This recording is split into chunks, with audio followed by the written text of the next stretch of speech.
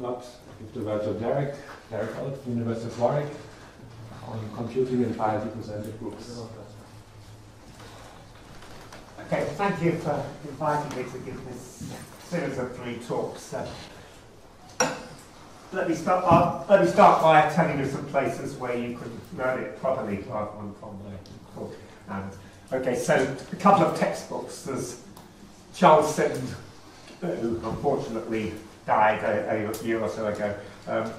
One of the kind of central figures of the whole topic of computational, probably the most central figure of computational group theory. Anyway, he wrote a textbook on computation with finitely presented groups. It's a little bit abstract for some people's, formal for some people's tastes. He actually proves formally that all his algorithms behave as they should and things of that type. But on the other hand, it's got a lot of very useful information, and the thing I found most useful in that book is pseudocode. So, for a lot of the algorithms I'll be talking about, he provides very detailed pseudocode. So if you really feel the inclination to try and program them yourselves, then that's a good starting point. Then another more general textbook by myself and Bettina Ike and David O'Brien, who's here. This is a general book on computational group theory, which again will cover most of the things I'm talking about in this talk. Well, we provide pseudocode as well. I'm afraid to admit the pseudocode for the kind of finite, for the things like Coset enumeration, I've shamelessly plagiarized from Charles Sitton's thing on the same topic. Okay, so they're textbooks, and if you prefer to get stuff online, there's some extensive notes on computational group theory that may run to about 160 pages by Alexander Holt, and chapters 3 and 4 are specifically on computing in what we call FP groups. And you'll find these things easily by search. So, okay, so thought I'd mention these are my own lecture notes from a sort of advanced undergraduate, early master's level course at Warwick on the general theory of presentations of groups, not just the computational aspects, although it does cover that too. So this is sort of somewhat against my knowledge being put online. I didn't particularly approve making these, but on the other hand, since I provide the lecture notes, there's nothing I can do to prevent their spread. So I mean that's something. I suppose the advantage of that is it's in the same style, it's in my own style, so it does cover these things like Coset enumeration and presentations of subgroups, as well as the general theory. Yeah, so I think I said in the introductory notes that I am generally assuming that people here are familiar with the basic theory of groups defined by presentations, so I would use the time to cover that in these courses. So. Okay, so what else? Oh yes. Well, 5 years ago, Max Neunhofer, who has now left mathematics, unfortunately, used to be at St Andrews. He gave a short course, a very similar remit, and as part of group, or just as a meeting just before Group St Andrews that year. So he gave 4 lectures, and in fact, you can still find his notes online, and you'll find there's a large overlap with what I'm doing, and I made use of some of his ideas in preparing these. So again, there's a bit of plagiarism going on there. Although I did write to him, he gave me permission to do what I like with him. And finally, I should mention the software that's commonly used for computing in group theory and algebra in general. Well, there are 2 packages which I most commonly use, GAP and Magma. I'm going to say very little about them here. These talks are not going to involve anything to do with any specific software system. That's what I'm describing algorithms rather than their implementations, but I should mention them. So, and another think I'll avail my own package, but I wrote about nearly 20 years ago now, called KB Mag, which means Knut Bendix in monoids and automatic groups. That's a package specifically for what we call the Knut Bendix completion algorithm and software for automatic groups, which I'll be saying something about later, so not today, but probably in the final talk will be devoted to those topics in particular. So that you could use that as a standalone, which I prefer myself, because if you don't, it's available as an accepted GAP package, and it's which gives you a lot of control. It's also been kind of imported as C code into Magma, so you could use it from there. But, okay, so right, so that's where you can learn about this topic from other sources. So now let's see where we're going. So we're talking about computing with groups, so using an actual computer. And so the usual question, how do we represent a group on a computer? Well, there are sort of four ways. For finite groups, permutations, you can use groups of matrices over a finite or an infinite field. There's what we call power conjugate presentations, which is actually a special case of the fourth one, finite presentations, but it's rather different in a number of ways, and that's a particular type of presentation for finite solvable groups, or more generally for infinite polycyclic groups. And then finally there's finite presentations. This is the one that these lectures are about, finite presentations with generators and defining relators. Okay, so the first three of these are different in that you can do essentially in that you can multiply two group elements and get an answer. So they're not entirely restricted to finite groups. You can compute with matrix groups over infinite fields, and you can have power conjugate presentations of infinite polycyclic groups, such as infinite nilpotent groups. But the difference with the first three is you have, if you like, a unique representation of each group element, so as something stored in the computer, so you can store elements G1 and G2 in the computer and apply the group operations to them and get G1, G2 as an answer, or the inverses of G1 and G2 as exact answers.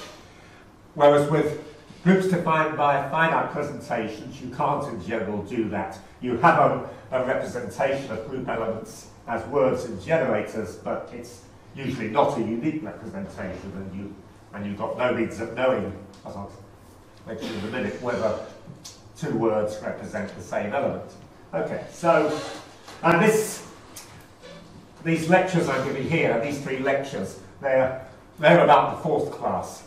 So they're the ones where we try to do things with our hands tied behind our backs, because we don't have any kind of canonical representation of the elements.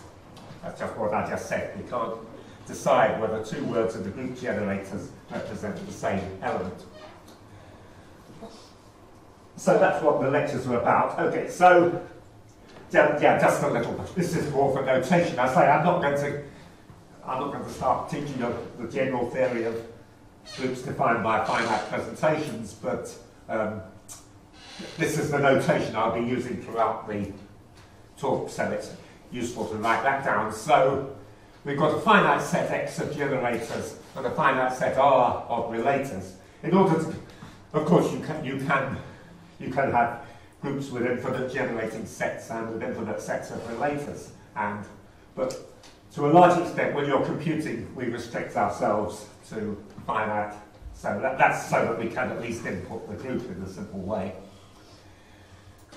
Yes, and of course the elements of the group are represented by strings, not just over the generating set, but by their inverses. So I'm going to introduce this new symbol A, which I think the large uppercase A, I hope will have this meaning throughout. It will be it actually stands for alphabet. It's the alphabet over which words are written. So yeah, so the elements of the group are are represented by what we call words or strings over A, and the set of all such words is A star. That's actually the 3 monoid on A star. And now, so the definition of the group is the quotient group of the free group on X. I'm sure you all know this, but this is just a reminder.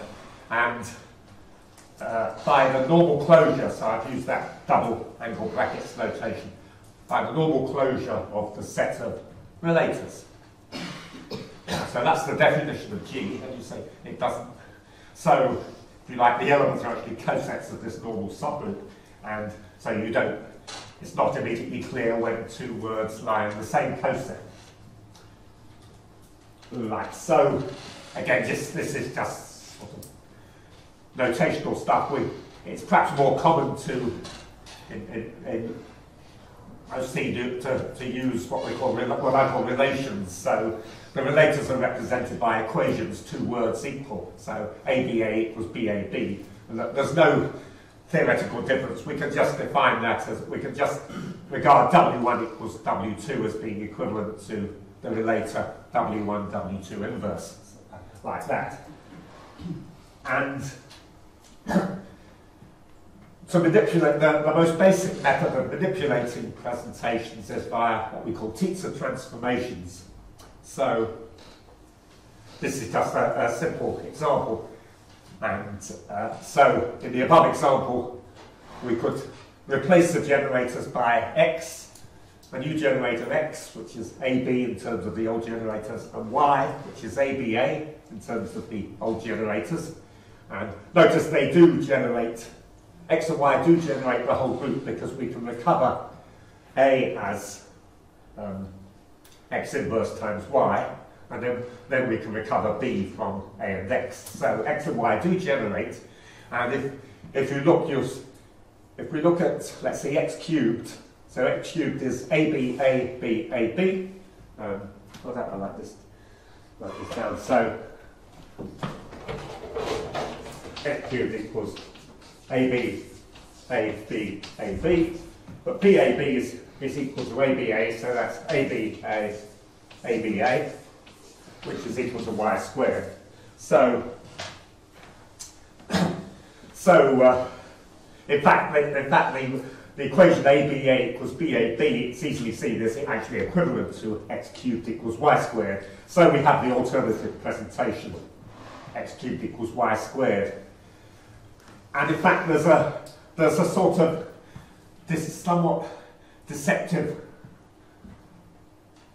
theorem which says, given any 2 isomorphic groups defined by presentations, we can transform one to the other using Tietze transformations. I haven't told you exactly what the Tietze transformations are, but they're just very elementary moves like what we're doing here, which at first you think, good Lord, that's a very powerful theorem, and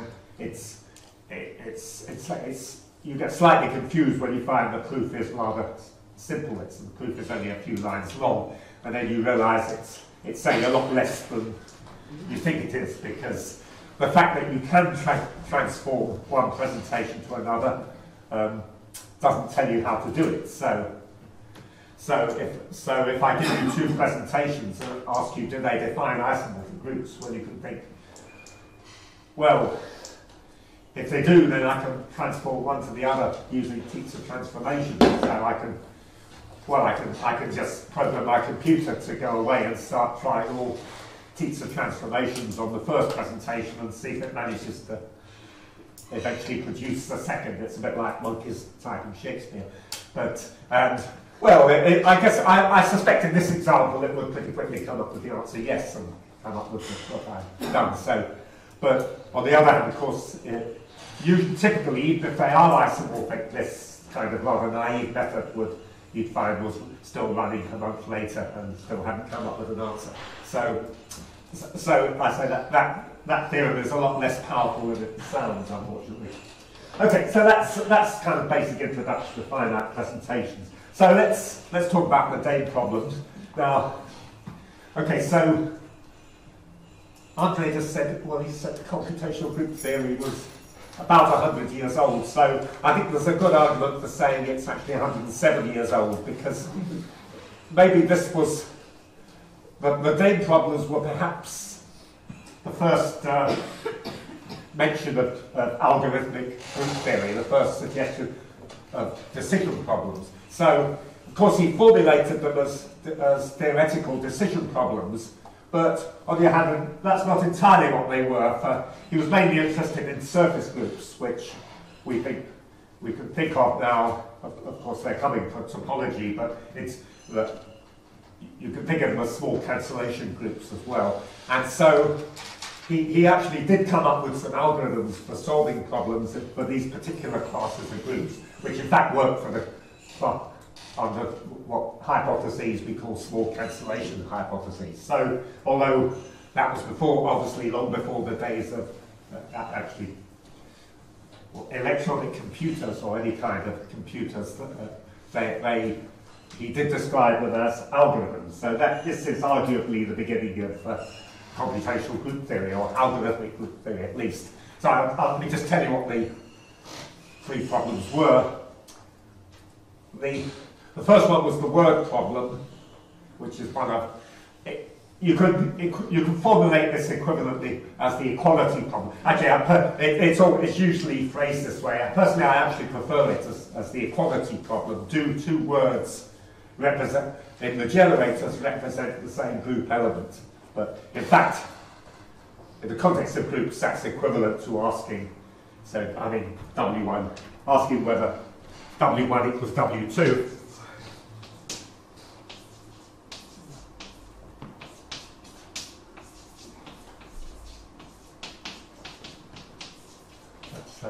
Is equivalent to asking whether W1 times W2 inverse is 1. Yeah, so incidentally, you notice I'm using a bit of notation there. Equals sub G means these words represent the same element in the group. And I'm using 1 for both for the identity and for the empty word, just most of you worried about all things. So that's the question. Then there's a conjugacy problem, which is of which the word problem is actually a special case. Given two words, are they conjugate? So asking if something's conjugate to the identity is the same as asking, is it equal to the identity? The isomorphism problem, which I was talking about in the context of Tietze transformations, that's given two presentations, are they isomorphic? Okay, so they've all since been proved to be undecidable in general. That was proved somewhat later, but in the 1950s, by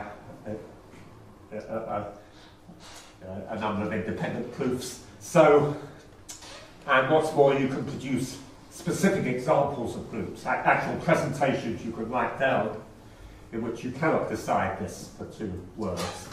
So this is a problem for specific groups. And again, for isomorphism, you can't even decide whether the group is isomorphic to the trivial group. For reasons I've sort of already touched on, in some sense they're all semi-decidable, which means that if the answer to the question, in all three cases, if the answer to the question is yes, then we can prove the answer is yes. So, indeed, we could do it by using Tietze transformations repeatedly, or in the case of the conjugacy problem, you just try all possible C repeatedly. At reach C, you simultaneously try all possible ways of proving that W is equal to C inverse BC. So, if you describe them in a naive way, they're not very. They sound impractical, but you can come up with vaguely practical algorithms that will make some attempt to solve these problems in the affirmative. So, in fact, the Knuth-Bendix algorithm, which we'll be talking about later, is a good practical approach to the word problem. In that, if the word is equal to 1, it will come up with a proof, and it will probably come up with a proof. It's likely to come up with a proof quicker than any other way. Mechanical way you might think of. On the other hand, you can't answer them in the negative in general. Okay, so So it looks like we can't do anything. Right, so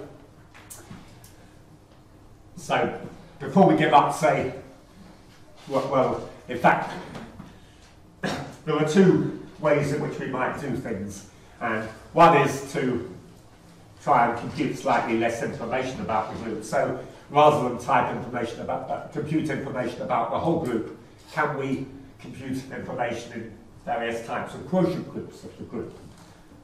The second way is to restrict ourselves to more specific classes of group. That's in a sense what Dehn did, because Dehn was interested in surface groups in particular, and he came up with genuine, practical, and indeed efficient algorithms.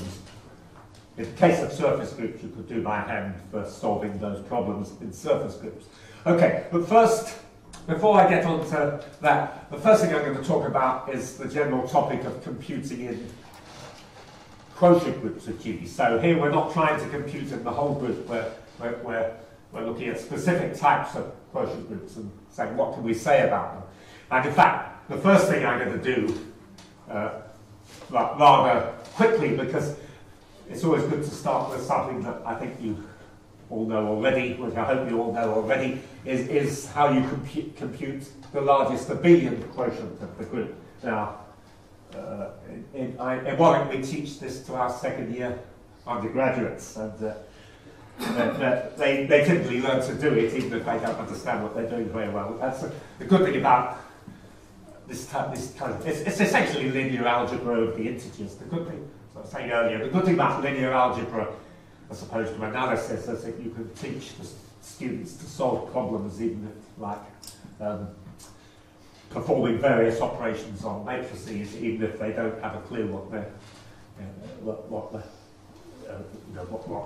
these calculations are really doing. Okay, so to get the quotient, we add extra relations, and so to get the largest abelian quotient, it's sufficient to throw in all the commutators of all the generators, and you could also think of this as a abelian presentation. And now I say the secret here is to switch, since we're now dealing with abelian groups, to switch to additive notation and go over to and abelian groups as Z modules, same thing. So we'll do everything in the language of Z modules. Everything's finitely presented, so we're working in Z to the n. And so we can represent the presentation as an n by n matrix. Here let's see, we've got how many generators? We've got n generators and n relations. So each row is representing the one relator, and as you know, a finitely generated abelian group is a direct sum with a canonical way of cyclic subgroups, and these are called the abelian invariants of the, and you do this, there's a normal form called the Smith normal form of the matrix which you use to compute this. So here's a quick example. I'm sure you're all familiar with this. I say it, people like hearing things they know already. So here's a group presentation. I don't think that group's got any particular interest apart from the fact, I think it's apart from the fact I just dreamed it up as an example of computing the abelian. And so it's got 4 generators, 3 relations, so 3 by 4 matrix. And you see the first relator is A times BD inverse squared, which we now abelianize. We regard everything as commuting. And so it becomes A B squared 0 d to the minus 2, which has a vector is 1, 2, 0, minus 2. And similarly for the others. And you use standard row and column operations to reduce this to what we call Smith normal form. And so first thing we'll do, so you're generally trying to sort of diagonalize it. I think the first thing we do is we add the third row to the first row to get rid of that minus 1 in the bottom left. So there's the whole sequence for this group. So we clear the 0 at the bottom, and then we clear that 0 at the bottom of the second column. Then what have we done next? Then we've done column operations to to clear that 2 in the top of the second column, then we've cleared the 2 in the middle of the third column. And so now it's sort of diagonal, and okay, so that's what's called the Smith normal form of the matrix, from which we can write down the abelian invariance. And at this stage, a lot of students unfortunately get it wrong because they write it down. They think they write it down as cyclic 1 plus cyclic 2 plus cyclic 6, which of course is wrong because there are actually 4 generators, so there's a missing z, so there's an infinite factor at the end. So okay, so this is C2 plus C6 plus infinite cycle. So that's a simple example of that.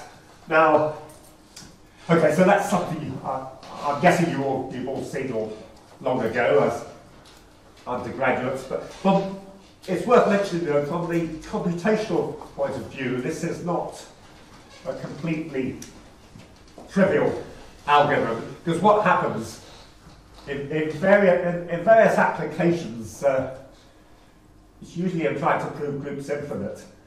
As I'll mention a bit later, a favourite way of proving groups infinite is to find a subgroup of some certain index and then prove that that has infinite abelianization.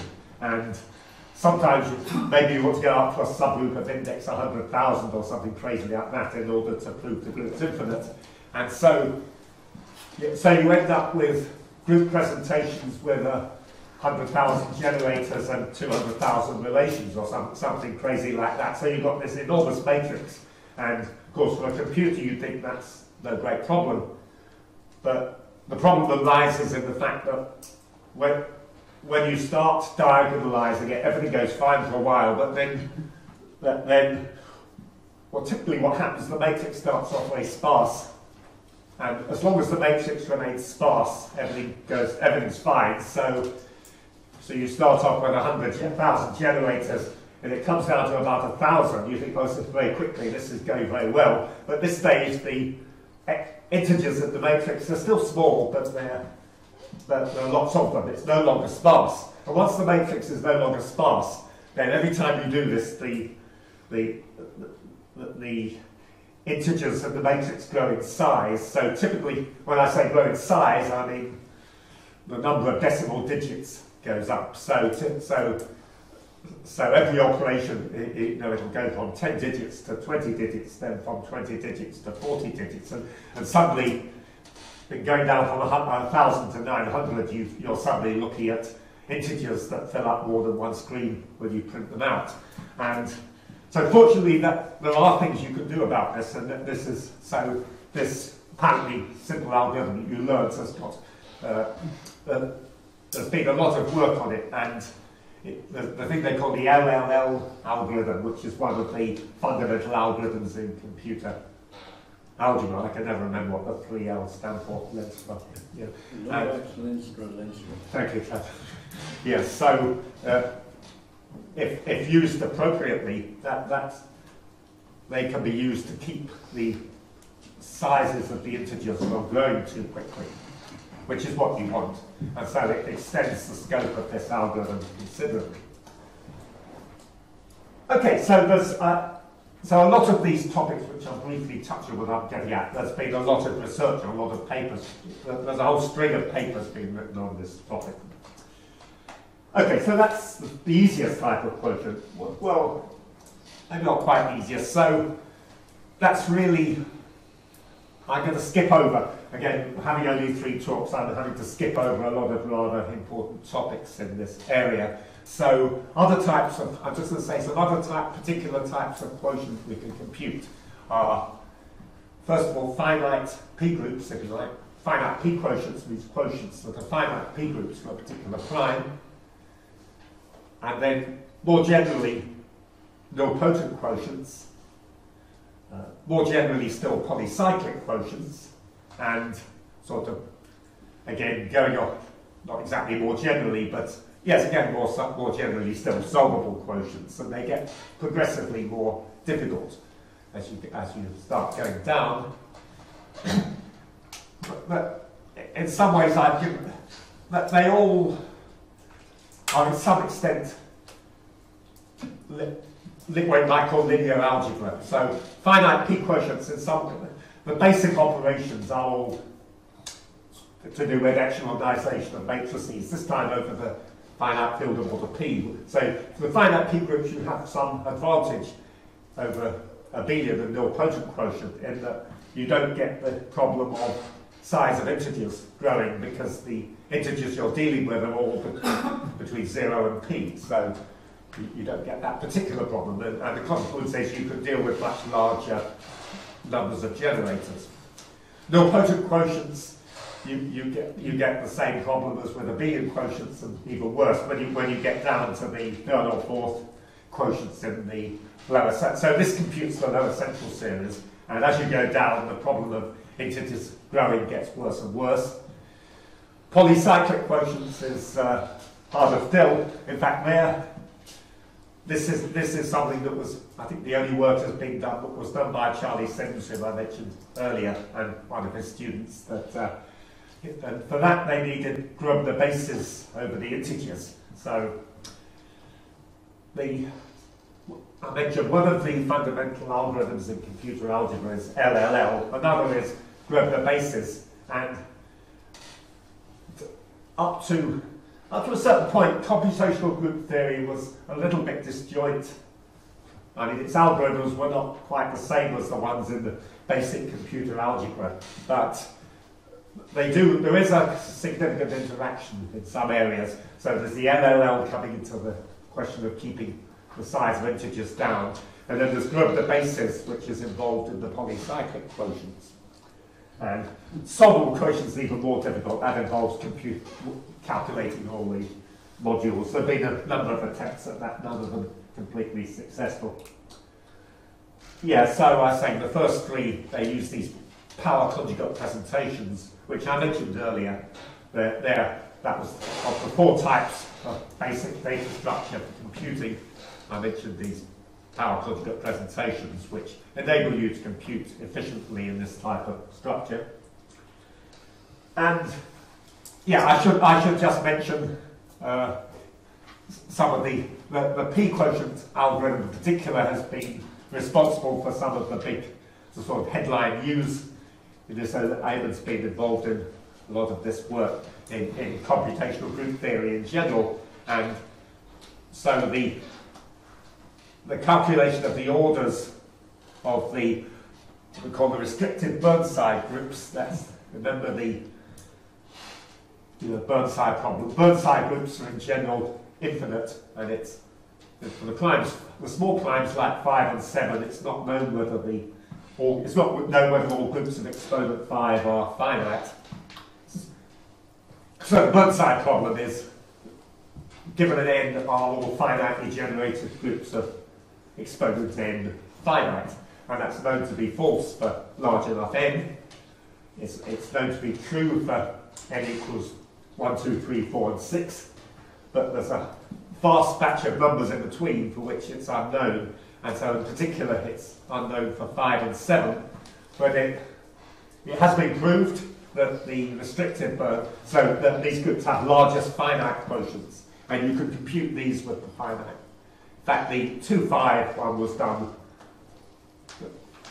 probably in the 1970s or whatever, and whereas 2-7 is more recent, is much bigger, and it can also be used for enumerating all finite p groups. So this, for example, has been done up to orders 2 to the 10 and p to the 7. Okay, so that's really a slide of things I'm not going to talk about in any detail, but you should be aware of. So the other most obvious type of quotient in which you can compute is what are called finite quotients. So finite quotients correspond to subgroups of finite index. So this is just general, again, standard theory. So given a subgroup of finite index, you can compute its we call its coset action. So if it's got index n, then we can then there are n right, I'm going to say right cosets, so we get a transitive action. So there's a correspondence between subgroups of finite index and transitive actions, and conversely, from a transitive action, you take the inverse image of the stabilizer, and that's a subgroup of finite index.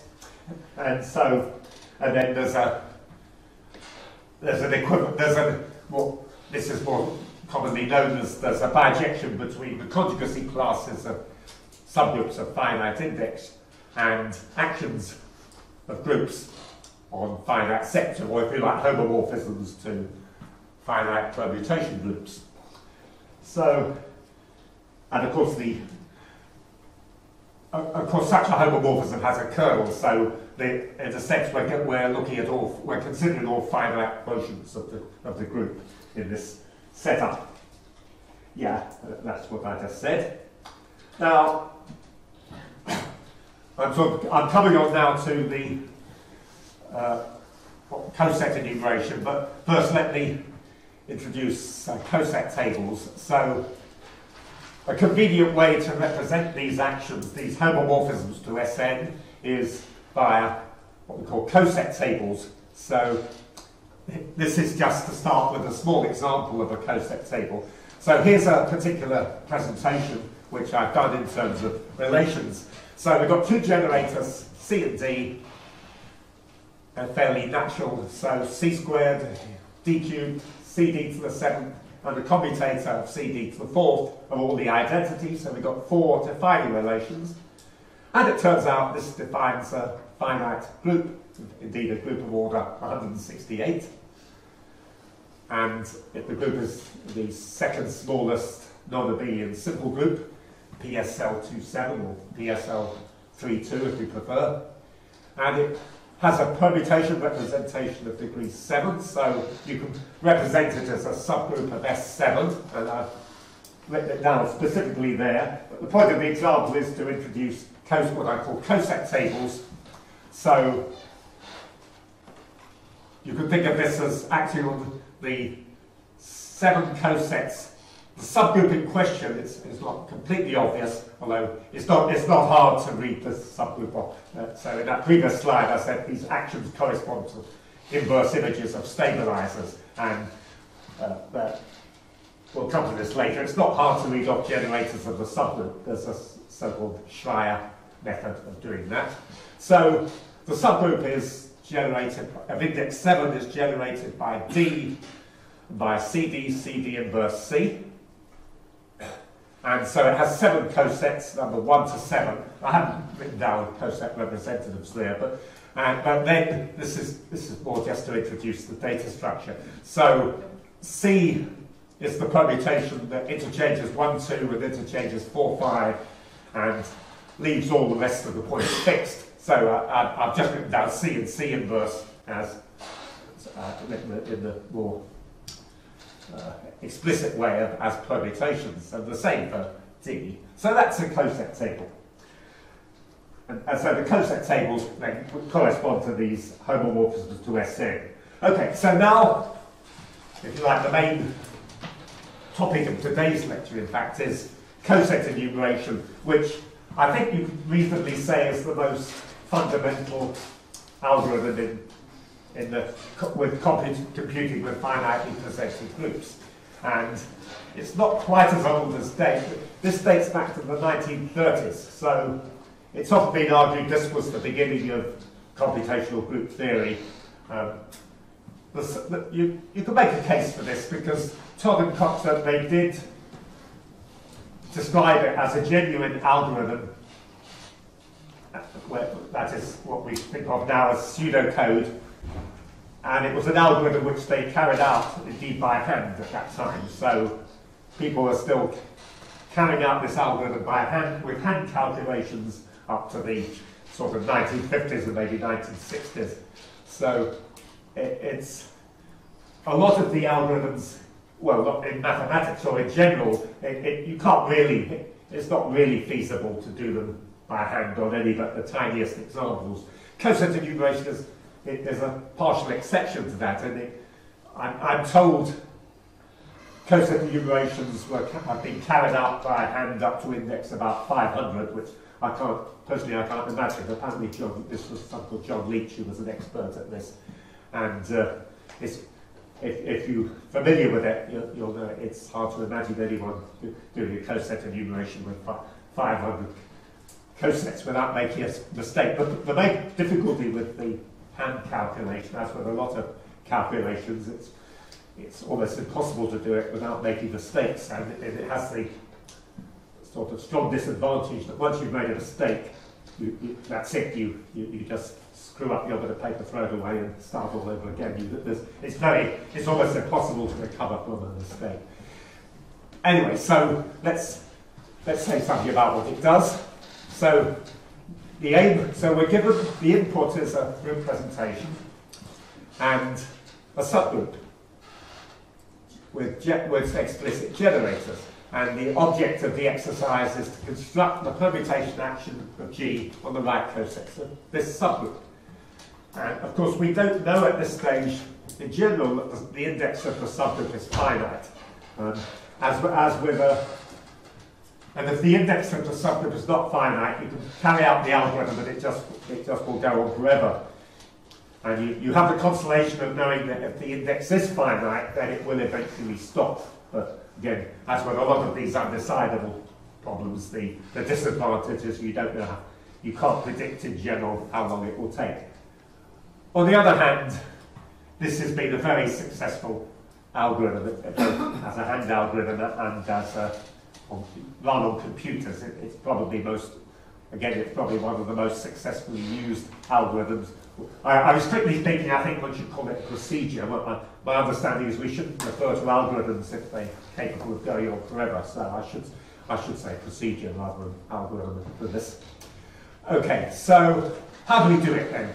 So, well, we built up a Coset table, and what we know is that multiplication by elements of R must fix all cosets. We're acting on the right. And multiplication by H, the generators of H must fix the first coset. So the first coset is going to be H itself. So that's all we know. So, yeah, we assign numbers to cosets, and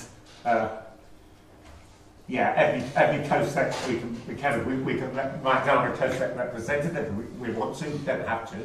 And then the idea is you define new cosets and draw conclusions. Again, it's best illustrated by an example. So for those of you who aren't familiar with it, I will go through an example. So, okay. So where were we? Okay, so here's a simple example. Now this is actually a finite group. So those of you with any experience will probably recognise that as a group of order 12. It's actually isomorphic to the alternating group A4. And in fact, it's in that representation, the natural representation of A4, that this enumeration will end up constructing it. So the subgroup is simple. It's generated by the first generator A. So we start off by saying we always have the coset number 1 is always H itself, so we start off with an empty table, if you like. We proceed by a series of what's called definitions and deductions. So a deduction is where we deduce something new, and a definition is where we, after trying very hard, we decide we can't deduce anything else, so we're going to have to define a new coset. Okay, so in fact we can deduce something straight away before we even start, or immediately. So because H is generated by A, we can say that A fixes the first coset, so we can say that H times A is H, or symbolically 1 times A is 1. Remember, you should think of 1 and H as being, so what you should think 1 as just being a machine representation of the coset H. So 1 times A is 1, and of course 1 times A inverse is 1. So that isn't actually a deduction, it's a rather easy one, but that's all we can deduce. So before we go any further, we're going to have to make some definitions. So what we do, we define coset number 2, which will be coset number 1 times B. And so this is the coset HB, of course. And so, since 2 equals 1b is equivalent to 2b inverse equals 1, I filled in actually 2 and also 2b inverse.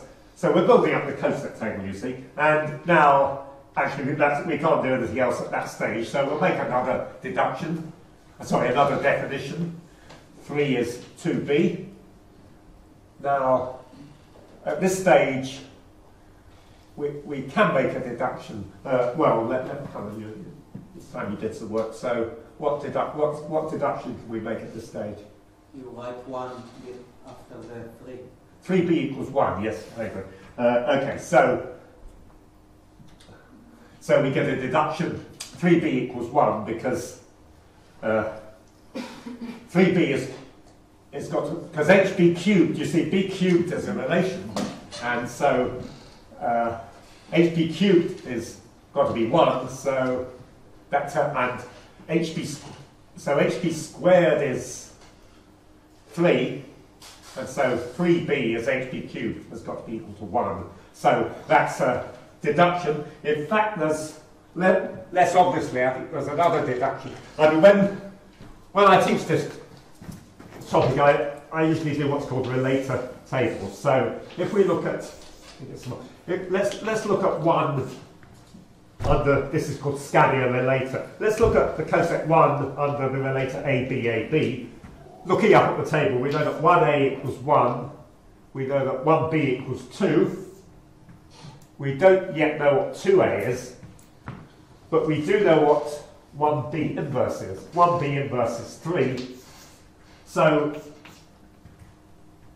I say this is called scalia relator under a coset, so we get the deduction that 2a equals 3.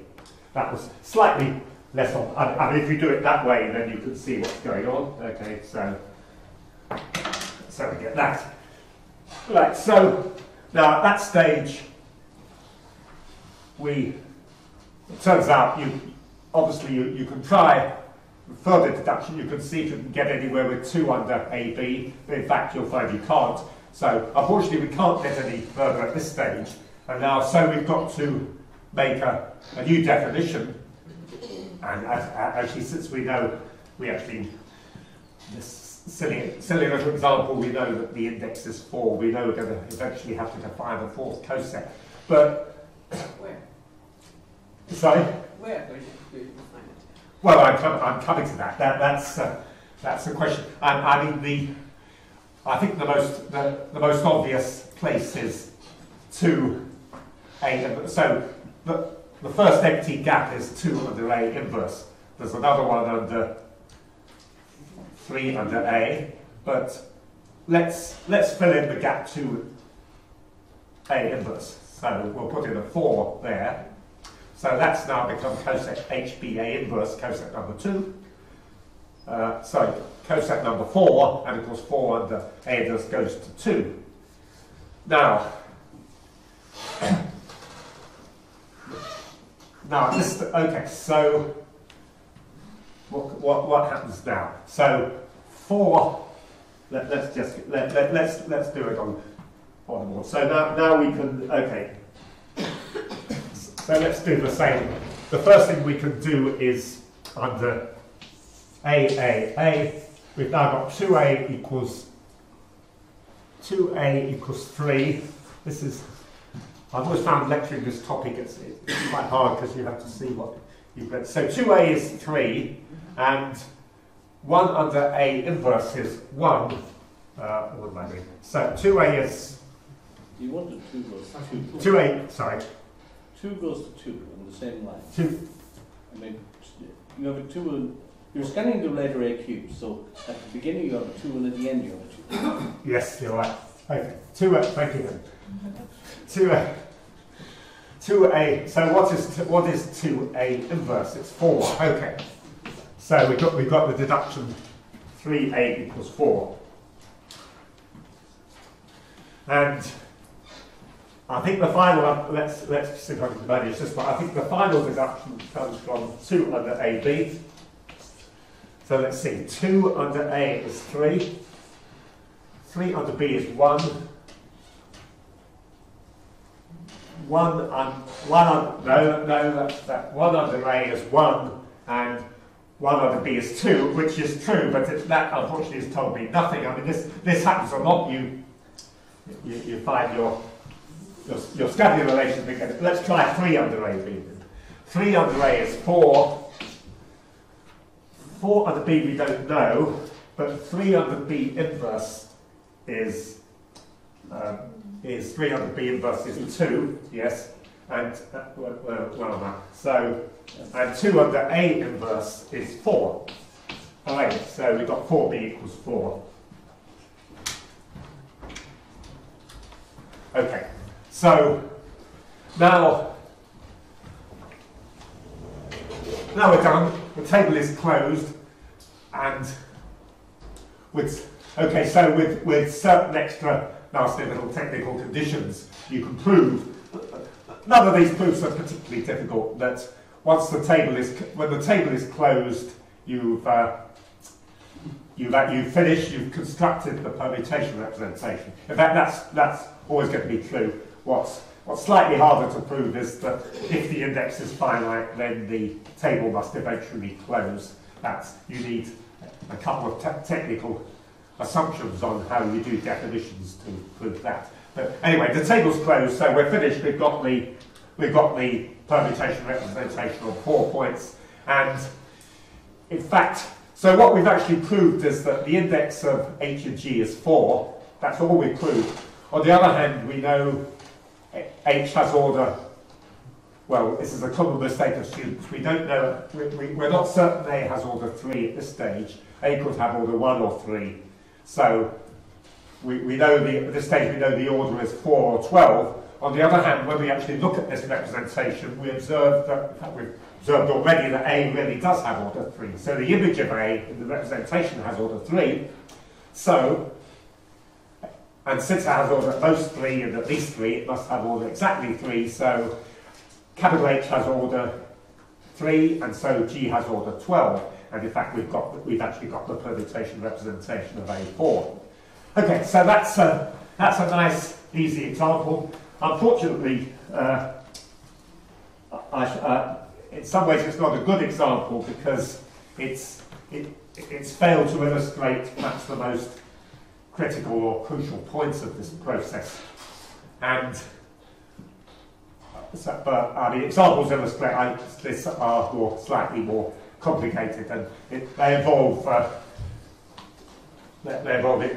kind of erasing information you've computed already. So what in the harder examples, what happens is you get a deduction. Say k equals IA. So I and k are Coset numbers, and A is a generator. But then you look back and you say, hang on, I already knew that JIA was defined already, and it's J. So I've deduced k equals IA, but I already knew that J equals IA. So what that means is that J and K, although they were defined as distinct cosets, they actually are the same coset. So there's no reason why they shouldn't be. So what we've done now, we proved that 2 cosets that we have been treating as distinct are actually the same coset. And it's called a coincidence.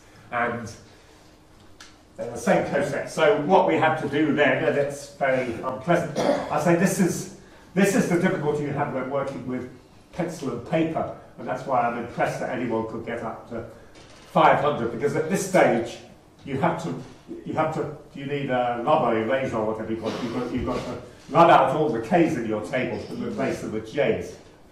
And then the problem with that, then you'll find typically that you see if they've got 2 rows of the table labelled J and K, and they've got to be amalgamated as well. So you might have row J which goes 1, 2, 1, 2, 4, and then you've got JK which goes 1, 2, 5. So that means 4 and 5 are also equal. So as you process one coincidence, you deduce new coincidences like that, and so you have to put the new coincidences on a queue to be processed. So this is more doing it by hand. This is a total pain because it means you've got to do a lot of rubbing out of stuff you do without making mistakes. Doing it by computer, the harder part there is that it's actually a tricky thing to program, and you'll find that various people have had project students try and program them. There are a number of things you get wrong. There are technicalities that go easily wrong while you're doing this. It's because, so, if you really, I always reckon, that's where the pseudocode is. So the good thing about the book by Charlie Sims is that he does have very nice pseudocode for coincidence processing. So if any of you really feels the inclination to try and program it, I recommend you cheat and go. Or you could go to the book by Holt and O'Brien and use that, but as I said before, I shamelessly sort of copied the pseudocode from Charlie Simpson's book in that instance. Okay, so another aspect. So Gabby sort of asked a good question, but at a certain stage in this algorithm we have choices, and the biggest choice we have is when we need to make a new definition, what definition do we make? And there's a lot of choice for this, and well, as I say, this is called a strategy. That's not very helpful. So, what do we want from a strategy? Well, there are two possibly slightly conflicting aims. Usually not desperately conflicting in this case. We'd obviously like it to run as fast as possible, but if we're in danger of running out of space, so the implementations of this, they've been used up to indexes sort of 10 to the 9, 10 to the 10. So even with today's amounts of memory, you can, if you're profligate with your use of memory, you can start to get into memory problems at that stage. So, and the way to minimize the use of machine memory is to minimize the coincidences. So, minimizing the coincidences may involve working harder, which will take more time. But I think, so you've got two slightly conflicting, and the two, what you might call principal strategies that have been used for this, to some extent, they exemplify the two aims. So, the first one, Hazel Grove, Leach, Troffer. The way that works is you do what I've done on the board. You scan relators, and every time you see a gap, you make a new definition to fill the gap. Now one advantage of that is it's slightly easier to program, but that one is very, what I say, profligate in its definitions. It tends to result in very large numbers of coincidences. It's not a good method for doing by hand, but the advantage is on easy, well, I said it's easier to program, and on easy examples it's often very fast, because it doesn't matter that you define 3 times as many cosets as you needed. The Felch method is a sort of opposite. This is more or less what I did. You look at the Coset table and you make a definition to fill in the first blank in the Coset table. That's sort of what I did in that example. So, and then you make all possible deductions.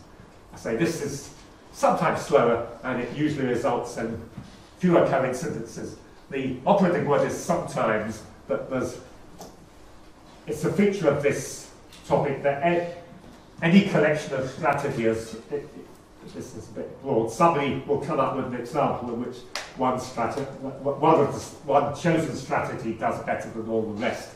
So there are, you could say Felch is better in general for large enumerations where you're in danger of running out of space. And that's probably true a lot of the time, but on the other hand, there do exist examples in which the HLT does better.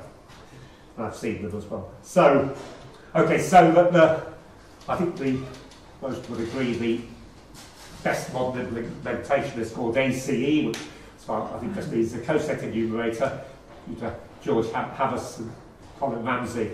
And so you can combine the two strategies in your own proportion. Say you could say I'll make 6 definitions. You could say I'll make 60 definitions with HLT, then I'll make 40 definitions using function, carry on like that. So you could combine them in any way you like. And there are other more complicated strategies. And, well, that's what I said. No strategy is optimal, and you get enormous variation. Okay, so just a bit, I'll just finish today with mentioning another thing I'm not going to talk about, that a closely related algorithm to this is what's called the low index subgroup algorithm. And this is almost a converse thing. Rather than starting with a subgroup, I'll say find all subgroups up to index n. This is, again, found a lot of usage. And so the way it tends to be programmed, you use a sort of combination of guessing new generators of subgroups and doing Coset enumeration to find out the index. So, and there are a number of different attempts at doing this. It has the advantage of over Coset enumeration that it's guaranteed to complete. So it will eventually, if you give it a presentation and say I want all subgroups up to index 25 million, that's a very bad, that's most unlikely to complete. So let's say up to 500 or up to 50 or whatever, then it will eventually complete, but nobody's analysed the complexity, but it looks a bit as though it's worse than exponential in n, so the complexity is not good at all. There's sort of backtracking involved and all sorts of unpleasant things. Okay, but again, in a more detailed introduction to a topic, I would say more about that, but I'm not going to say any more about that in these talks. Okay, so I'll stop for today.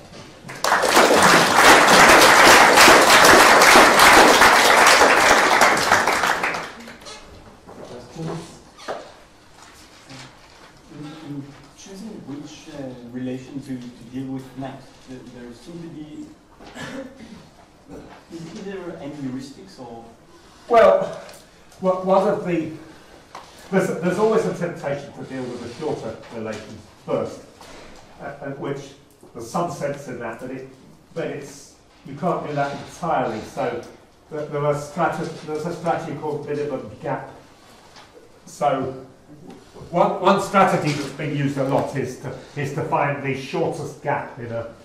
So supposing I have that situation, well, that's a gap of length 2.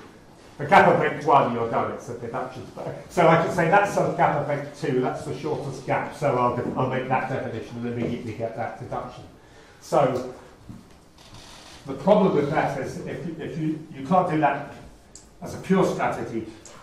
Doing that automatically means you favour short relators, because the shorter relators are liable to have the shortest gap. But there are a lot of important presentations which have a collection of short relators and one very long one. So, in fact, another algorithm I'm not talking about here is finding a presentation for a specific finite. For a given finite group, suppose I give you a group like some big finite simple group and say, find me a presentation. There are algorithms for this which again are sort of converse to Coset enumeration. I found what they very often do, they come up with a collection of short relations like a squared, ab cubed, and one very long relation, which is somehow the killer one, which makes it work. But when you're doing the enumeration, you obviously, what you can't do is totally ignore this long relation. So the answer to your question is yes, you favour short relations to some extent, but not, you can't ignore the longer ones. So when you run a little program in the first group, find a better presentation of your group? But my experience, the long one is often the critical one. I mean, well, as I'm talking about methods of finding presentations of given finite groups, often some of them are redundant. It will churn out relations, some of which will turn out to be redundant. Then suddenly it will get one which sort of gets the answer, and often that one will be long. So that's somehow a critical one, because you can't do anything about that. So, yeah, you could go back and prove that some of the intermediate ones are redundant if you want. Yeah. How would you build in information that you know a priori about your group? For instance, you knew it was linear. I don't think knowing it was linear. I don't think you could make any use of that for Coset enumeration. You could look for homomorphisms onto no finite groups. That's another thing I'm not really talking about that. Yes. But if I give you matrices for your generators, so the group is linear. No, I can verify that the matrices satisfy the relators of the presentation. Yes. Yes, but so compute all these groups and find new relators, yeah. So. Oh, I see. Find relators among your matrices. But that you can use in your algorithms. Yeah, well, I think that's more or less the same process of finding a presentation of a given group. You're looking for relators to your religion. So what you're saying, you've got a. I'm not quite sure what you're doing. Are you trying to find? I have a presentation, but I also have matrices for my generators. But you don't have isomorphism. Faithful representation, representation, and a presentation. Yeah, then you could use the matrices to look for relations. Whether that's for new relators. You could, yes. Fill up the Coset table. You could, but why would? Yeah. I'm not sure. Why would you want to? But you wouldn't be doing Coset enumeration. But then you know the answer already, so you wouldn't be doing Coset enumeration. I'm slightly. Oh, we could talk about this later. Yeah. I'm slightly unclear exactly when we'll be doing this. But yeah. Right. Before we thank Derek, a few quick announcements. There are 2 Mensas where you can get a reasonable lunch for a reasonable price, especially with your ID or whatever your credential that you are part of this workshop. Don't pay the public price. It's probably not worth the public price. The nearest is, I think, in Nassestrasse, 10 minutes walk from here. There's also restaurants. We resume at 2. There's also a discussion session at 4:30 where the speakers should be present and we can discuss more things related to it. Also, don't miss coffee and cake at 4. It's a highlight. So let's thank Derek.